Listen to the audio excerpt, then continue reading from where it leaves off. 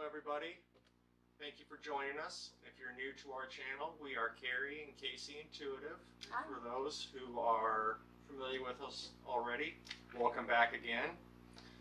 Today we're going to be doing a story time on a couple of cases that we have worked so far. So what we have here is a list of points and how they tie into each family and the similarities. Yep. Today we are going to be talking about two separate families. We're going to be doing segments for the next couple of weeks, illustrating two families at a time in the upcoming segments. And today we are talking about the common things that each family had with each other that brought them to us. So the first couple is Kate and Alex. They are we are keeping out their original names and location for their own privacy, but the stories are very true to them as well. So out of respect for the family, we're keeping a little bit of anonymity for this. So the first family is Kate and Alex. They are a young married couple with two small children. And the second family is Mary and Ken. They are a couple that are in their late 60s, and they both came to us as well. What we're talking about is that all family members had gifted people in their families.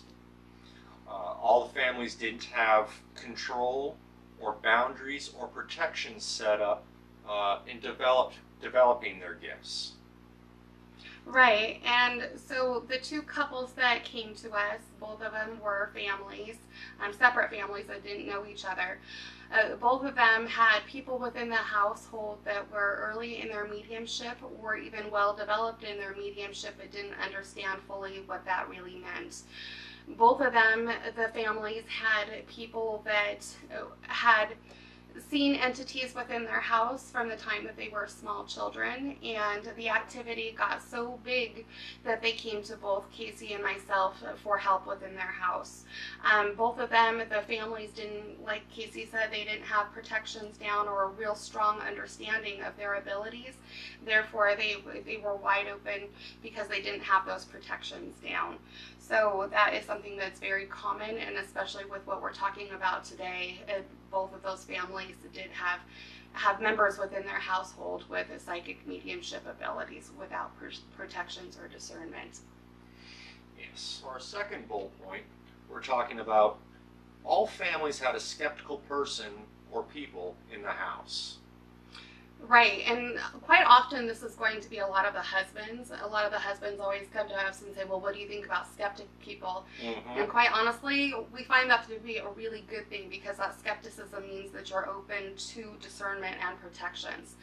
The hardship about that is that the husbands are not necessarily, or the skeptical person, it could be a female obviously in the household, or anybody in that, for that matter, within the household that is a skeptic. The skepticism can be a good thing, but at the same time, it does make it very hard for the person who is literally seeing all this activity within their house to be heard and understand what's going on. A lot of times, those skeptic people within the house, they are receiving activity, but they're not registering that activity the same way as the person who is very sensitive to their psychic mediumship abilities. For example, in the household of the young couple that are in their mid-20s, this would be Kate and Alex. They have two small children, and in their household, cupboards were opening and shutting without anybody being in the kitchen. There was often knocking on walls, doors open without any explanation and nobody near the doors, loud growling within the household too, and the husband often heard this but didn't register it as it being something. Often he was very skeptical and would rationalize what was going on, which is a very common and familiar thing to happen. But at the same time, there does become a point where even the skeptic in the house is going, "What the heck is going on here?" So that was happening. And that's even seeing the shadow figures as well. Right, Quick to blow that off as something else, and right. not see what it really is, and take into account that that's really what they're seeing, rather than just blowing it off and chalking it off to being tired whatever kind of excuse they can come up with. Right, and in that case, in the case of Mary and Ken, the couple that are in their late 60s, Mary is very much a medium and a psychic and has been her entire life. And the husband, Ken, grew up in a very spiritualist home where everything was normal to see entities. His mother actually used to do forms of witchcraft as well as doing readings and whatnot too, but he was in the military, grew up very conservative with his own ideas, and with that he shut off all of the extra abilities that were coming in, which was actually a very good form of protection from him. But even within, the wife would see an entity coming down the hall and the doors being knocked on within their own house, and the husband would see a shadow within the house at that very time that would happen, but would often dismiss it as lighting or whatnot. But it was a very equal lighting within that house, so that wasn't possible for that to happen. And even more so, that skeptic person of Ken, seeing that shadow in there, feeling it very icy cold within that too, would rationalize of what it could be. And that's very interesting. In the house of Kate and Alex, the younger 20s couple, that she would often see within her house of what was going on and hear things going on as well. And Alex grew up in a very kind of a similar household as well, with a whole bunch of open ideas and a lot of entities within their own house growing up. And as he grew up, he learned how to become more protective about what he was seeing and have his protections down. But unfortunately, what was happening is that he could literally feel and see activity within the house, but would often dismiss it. So until both wives came to us with a desperate plea of getting rid of these entities, the husbands were very skeptical about what was going on. They knew that something was going on within the house, but they were having a very hard time putting it into a scientific value because it didn't have one. So yeah, both families had skeptics within the house. And for our next bullet point, we're talking the gifted person felt belittled, embarrassed, or shut down about the lack of support, which can lead to chaos and additional anger, inflammation, and physical body pain and depression. Right. And so what was happening, we'll illustrate with both couples again. So what was happening in both of the families is that because of the skepticism going on in the houses, they felt like they were embarrassed and had to shut down what they were seeing, what they were feeling, all of the extra activity going on in the house that they were literally being haunted by. And when I say haunted, I'm talking about internally too, that these entities were pushing all of their negative emotions as though it was the person's emotions themselves going on. Both of them were given basically ideas from entities of very, very, very dark thoughts. Both of them were given, they both experienced extreme lethargy, extreme pain, joint pain, all sorts of things that were basically being flared up because of this activity. And a lot of it was because of how gigantic the chaos in both houses were. In the case of Kate and Alex, Kate was very, very much run down, and it was very difficult for her to perform her normal job duties outside of the house. It was very difficult for her to function as a mom with her kids as well because of those thoughts being so. When entities come in, those demonic entities come in, they will literally control the mindset of what is going on within you, and they will give you thoughts of depression, thoughts of suicide, thoughts of anxiety, thoughts of really, really dark stuff. But at the same time, you still have to find a way to get through it, and that's what both Kate and Mary did. They struggled their hardest to get through it, but both of them had inflammation disorders that were flaring up, gigantic pain, lots of just a real nightmare of a time. And this was happening because of the chaos within the house, and because not only were they getting negative information from these dark entities, but they also felt belittled and criticized by the people that they felt like they should trust the most, being the skeptical spouses or the other person within the house. And this is classic demonic tradecraft work. This is what they excel at. That's part of their tradecraft. Yeah, and we're sharing a lot of this with you guys today too, is because activity like this happens quite often, and a lot of times we'll just brush it off and to say, oh, it's nothing, it's nothing. But when you've gone through so many years of this kind of activity, this activity will make you feel alone and like you don't have anywhere to reach out to. And it's even very difficult to reach out to your family members too when the response is of a basic shutdown. So we're giving this information not just to illustrate for these two stories that we have for you, but for other families who are going through this to know that you're not alone. And I can personally vouch for that myself, so I know exactly what they were going through and how that felt. Right. And that's something too that I've been also under demonic attack numerous times too, starting from the time I was a kid. That actually is what brings one of the major forces that brings Casey and I together, especially because we are twin flames, is we both have a passion to help families and other individuals get out of that turmoil, because you don't need to be living that way anymore, and we know firsthand of what it's like to be in that type of demonic oppression. Yes. So for our next bullet point, this is all families had children in the house, or frequently they were in the house.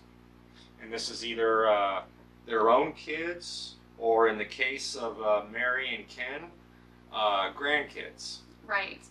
And for that too, I mean, you don't necessarily, the thing that makes this gigantic is that when kids are involved in this, when you have a level of chaos going on, when you have a level of psychic mediums within the house without boundaries down, it's having children in the house too, that's very much low-hanging fruit for these oppressive demonic entities to attack. And so that contrast between the similarities of the two families, we hope that other people can find something within all this to find some encouragement.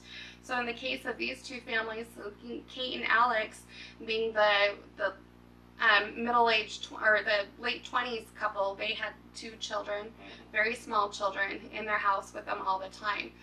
Both of those children have actually had experiences with other entities within that house as well, which is kind of typical because small children don't have that same type of the filter that we gradually develop as adults. They are literally, just like dogs don't have that filter and animals don't have that filter, but specifically for this, those kids don't have those filters to not see those entities. They were literally being tormented within the house by these demonic entities, and it was just absolute torture for both of those families.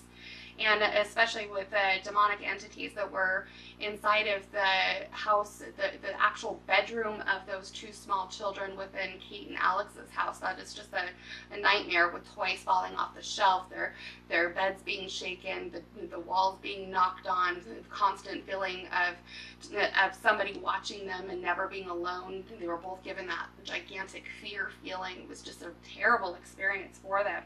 And in the case of Mary and Ken, they had grandchildren that would often visit. And and they have 2 rooms that are designated for those grandchildren. Those grandchildren don't live at the house, but they frequently visit the house. And those kids have had experiences within that house as well that were quite scary. And it turns out within that house as well, there was a lot of demonic activity going on within those bedrooms too, because it was easy for them to target those kids and really expose that vulnerability. And in both cases, both the kids' room had portals in them. Right.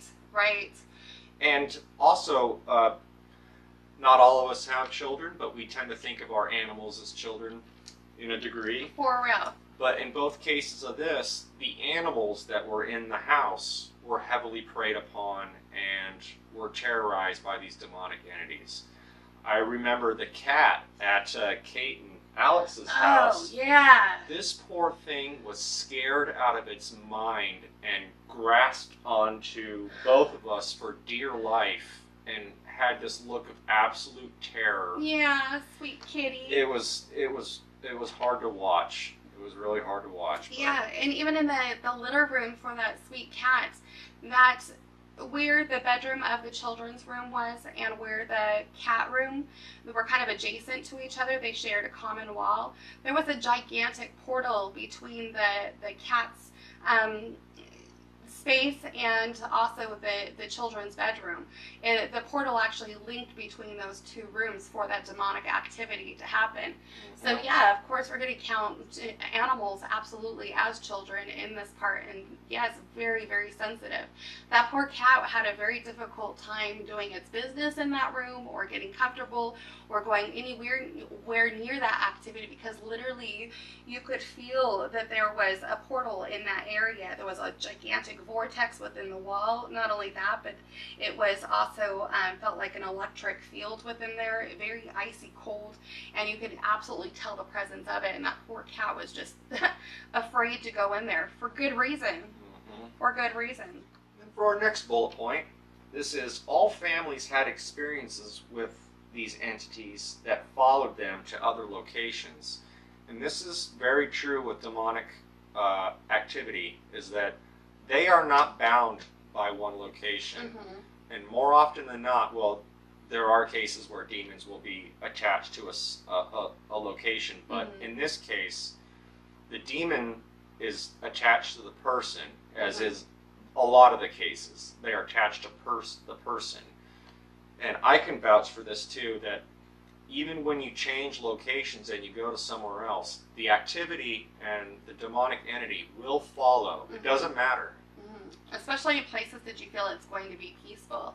And that could be like when you're going to the doctor's office and literally seeing the entity within the elevator, or going on vacation thinking everything is going to be super peaceful, as was the case for Mary and Ken.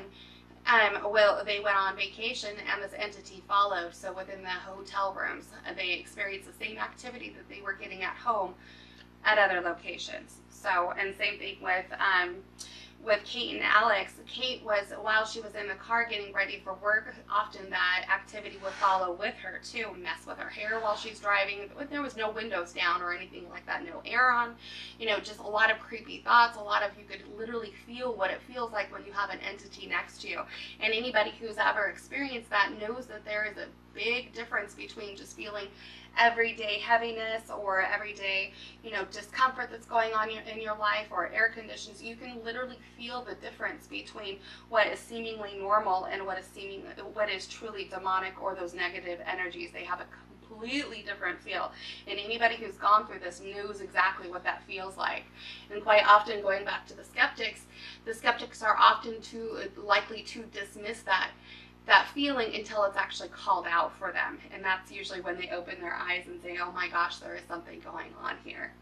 Which often works to the advantage of the demons, because if you have somebody who's doubting them and then one person that's being targeted or preyed upon, then that allows for the hold of the demon on that one person to become even stronger without the support of having significant other or boyfriend or girlfriend that helps. Thank you. Yeah, and because of that, it's the whole part of oppression within that entity, that demonic infestation within houses. That's the kind of part of the goal of that infestation and of those demons, is to make people feel isolated, alone, trapped, and left in their own places. So anytime that there is a skeptic involved, like Casey was saying, it's going to actually do its own work, because there isn't that protection from that spouse. You're not getting that back and forth feedback so that way they can both come together and literally fight off those entities. Instead, not only are they getting attacked by the demonic there, and a person who's skeptical will see it, but as the person who is skeptical reserves and goes inwards, it makes it even stronger as far as the oppression and attack for the person, the whole household. But now it's being directed solely onto the person who can literally feel everything, which is a super head game for that person, because they know that it's there. The other person in the household knows that it's there but doesn't want to exist it. So now the person who can literally feel everything and see everything is now left to be in a place of where they feel like they don't have any control over their house. They have no way to protect their house from what is in there, because according to anybody who is skeptical, it's not existing, so there's nothing to protect. And because it is happening and messing with the head, it takes a lot longer to rebound from it too, because of the amount of guilt that's associated of having all that darkness within the house. Yeah. So that chaos will follow from place to place too, and not just stay at that specific house. Yes. And then our next bullet point, this is all families allowed entities to stay in the house as a potential neutral entity, creating essentially an accidental invite. Yeah, oops. And then on top of it, they underestimate these entities and what they're capable of doing. Right, and so with do you remember with Mary of what she was experiencing at first with the entity that they thought was just A woman. it was just a woman who needed help, a woman who hadn't crossed over, and that they could help her cross over. But that woman would show up in dreams for Mary, and that woman, seemingly nice, she was literally walking up and down their hallways, opening up doors, looking through everywhere it would keep Mary up all night long.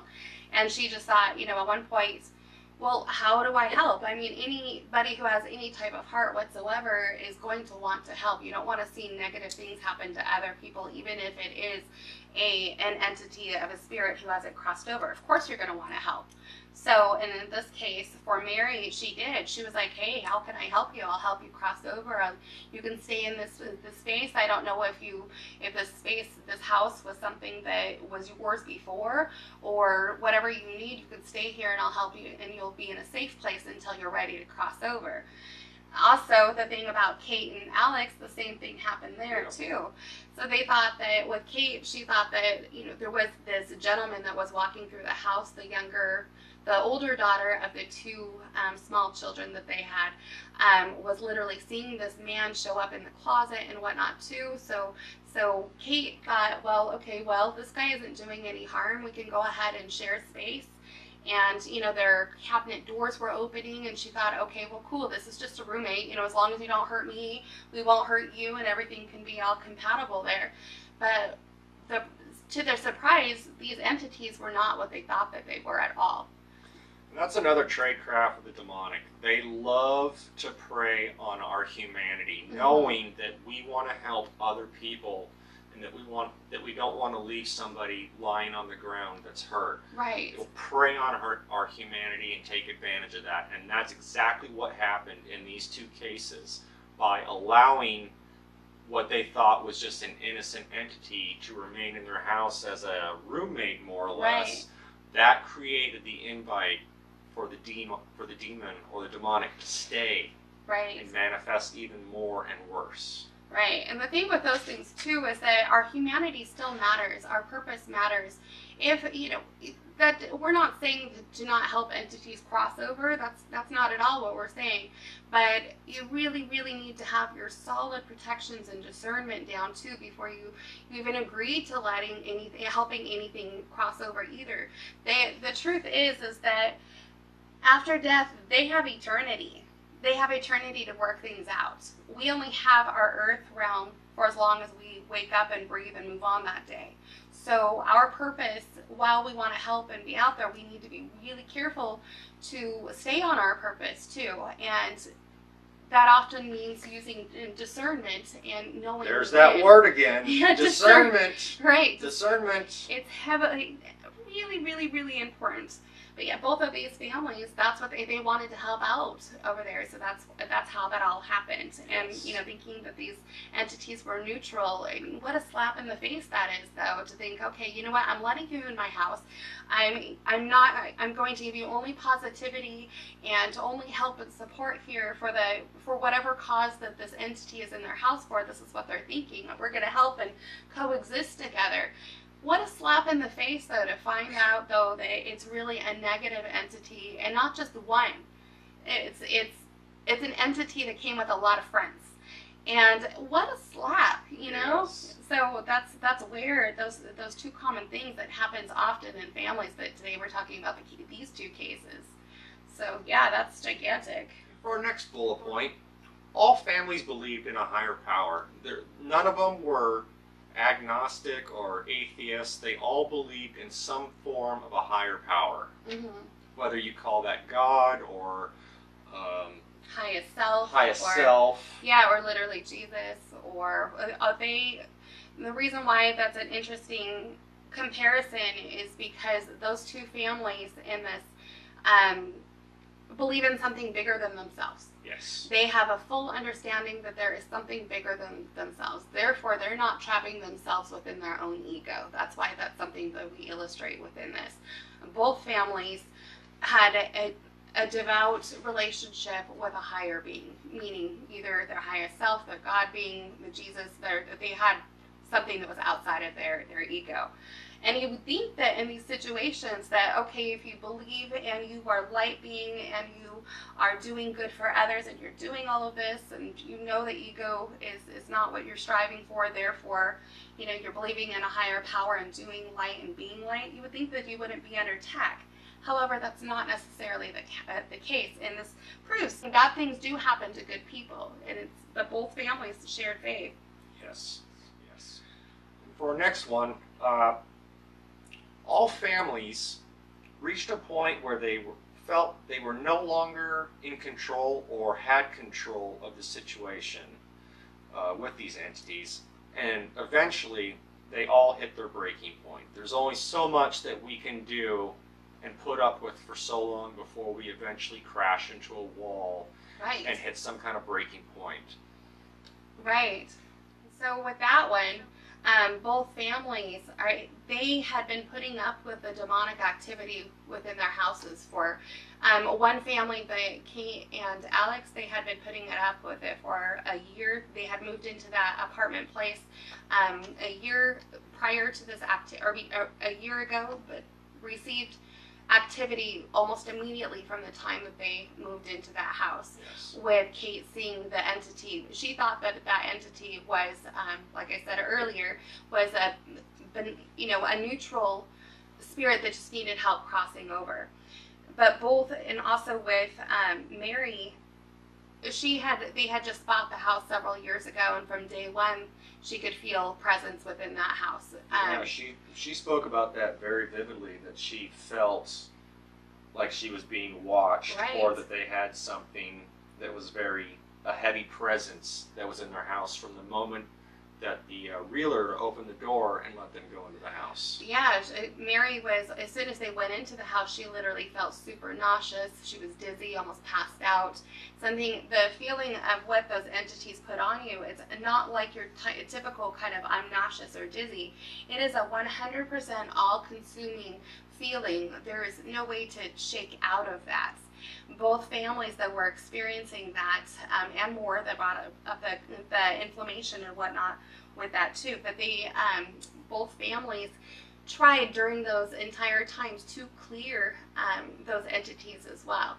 And from my understanding and your understanding, they both had attempts of people coming and saging their house and doing some light clearings and hoping to raise the positive vibrations, but nothing ever stuck there. So both families experienced that. Yes. For our next bullet point, this is all families had an entity that either needed to cross over or was a medium vibration that had a demon piggybacking on it. And that's a very important word, piggybacking, when we're talking about this. Right. Explain it. Piggybacking is, we feel like this is a word that needs to be used and understood broad spectrum. As far as that, piggybacking is a very interesting situation, and it happens frequently, and really with good discernment and protections, this understanding needs to happen. So what is piggybacking? Piggybacking